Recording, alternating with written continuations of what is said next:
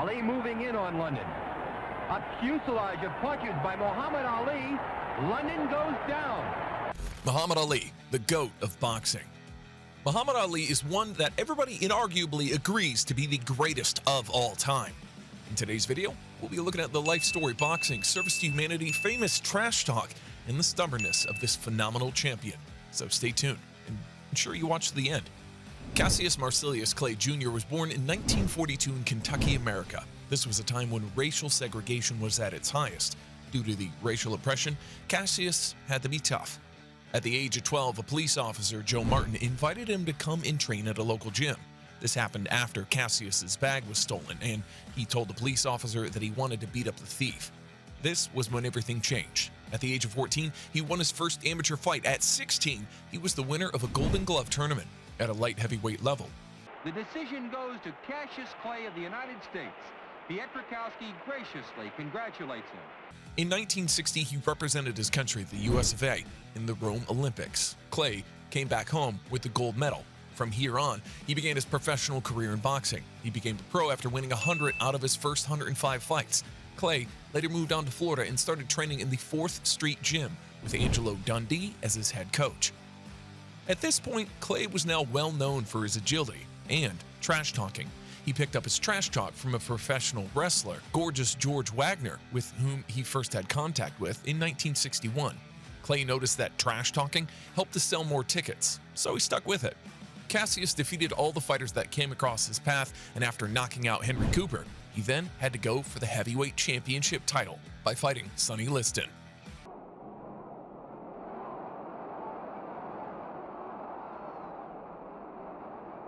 Prior to the fight with Liston, Cassius took trash talking to another level.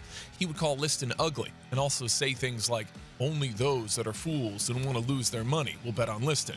Liston was a favorite in this bout. As many people believe, Cassius did not stand a chance against Liston. During the fight, Clay dominated and won most of the rounds. Liston could not match up with Clay's speed and agility. At round 6, the champ could not take any more of Cassius' speed and quick combinations. He spat out his mouthguard and said that he was done. Cassius was now the new heavyweight champion. This was the last time he answered by the name Cassius Marcellus Clay. 2 days after this bout, Clay announced to the world that he was now a Muslim. 2 weeks later, he adopted the name Muhammad Ali. Now that I'm a Muslim, now that he gave me the beautiful name of Muhammad Ali and took away that slave name of Cassius Clay, now I can go all over the world. All over the world. Ali had a rematch against Liston, and it ended in a controversial win. Ali was simply unbeatable and went on to defend his title 8 more times. A period of crisis hit Ali in 1967 when he refused to join the U.S. Army. Ali stood by his religious beliefs, and this earned the champion a sentence of 5 years imprisonment and a $10,000 fine by a completely white jury. However, Ali was able to not escape going to prison. As he filed an appeal, Quicksand paid the bail. He had to relinquish his world title in boxing. This made it impossible for him to compete for another 3.5 years. Ali might have lost the world title, but he got another one, the People's Champion. Later on, a Supreme Court judge ruled in Ali's favor, and he was able to return to boxing. On his return to the ring, he defeated Joe Corey and Oscar Bonavena. These fights prepared him for the fight against Joe Frazier. In Ali's absence, Frazier was now the world champion. Before the fight, Ali called Frazier different kinds of names in his trash talk like Uncle Tom, Gorilla, and so on.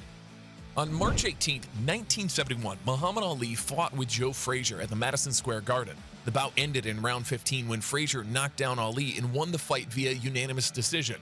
This loss affected Ali and made him train extra hard.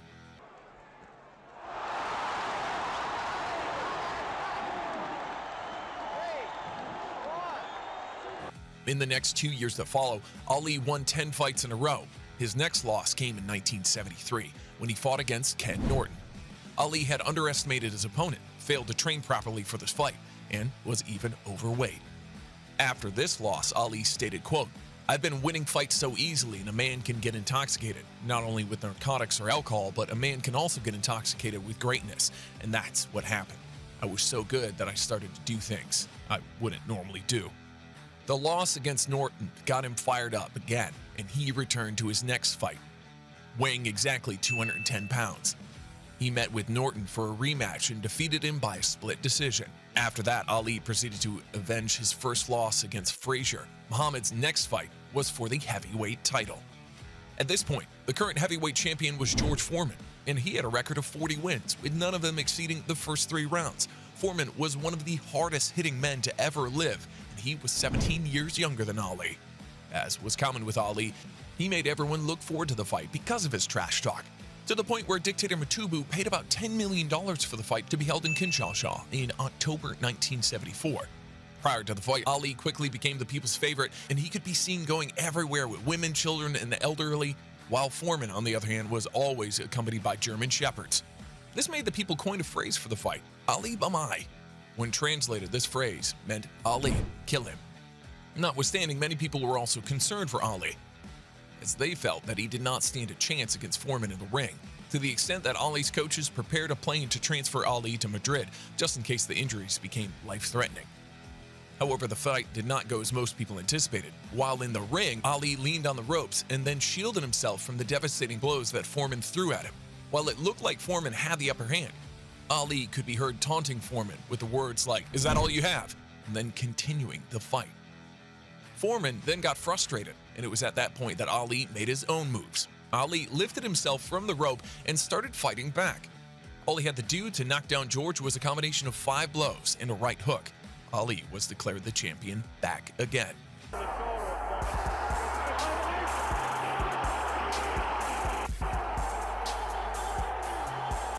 I'm honored to be mentioned in the same sentence as him. He's the greatest of all time, and he outwitted me and outboxed me, George said after the match. Until his license was revoked, Ali was known as an elusive fighter. You couldn't shorten the ring against him. He always forced opponents into a corner. He hit them in the head from incredible angles. Upon his return, Ali stunned the world, even his coaches, with his ability to withstand blows from the baddest hitters of the planet, Foreman and Frazier.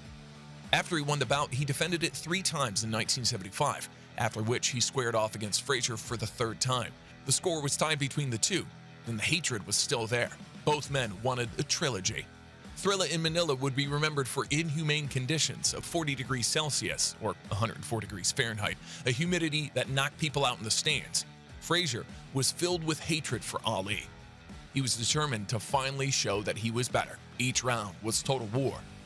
They say that style makes up every good boxing match. These two styles were perfectly matched. In round 3, Frazier could hardly see. His face looked porridged. The man fought almost completely blind but didn't want to give up. However, before he started the 15th round, Frazier's coach, Eddie Folch, physically prevented his fighter from going out. "I couldn't let him die in my hands," Eddie said. "This is the closest I've felt to dying in my life," Muhammad Ali said after the match.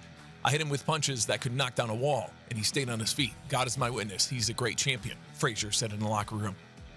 Ali said that it was too painful and that he might get a heart attack, how exhausted he was, that he would retire while he was still on top. That's exactly what he should have done. However, he was a champ, and by the height of his fame, he was boxing mainly for financial reasons. He didn't need the money for himself, but he was donating up to 80% of the fight's proceeds to those in need. After Frazier, he gained more weight and was getting up an edge, but he was still skilled enough to match a few more victories. Ali kept saying that he would retire and then he would change his mind and strap the gloves on back again. If you fight long enough, you will lose, no matter how great you are. He became the first man to win the heavyweight championship on 3 separate occasions. After the fight, he retired and unrelinquished his titles. But then he unretired years later, fighting his old sparring partner Larry Holmes and then Trevor Burbick in 1981.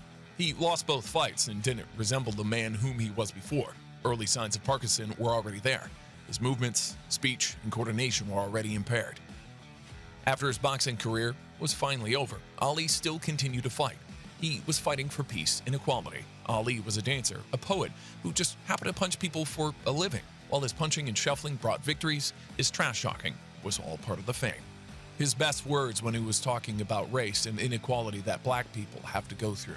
Ali enjoyed the bright lights, the women, the money, and everything that comes with it. He never forgot where he came from. He always fought for the people.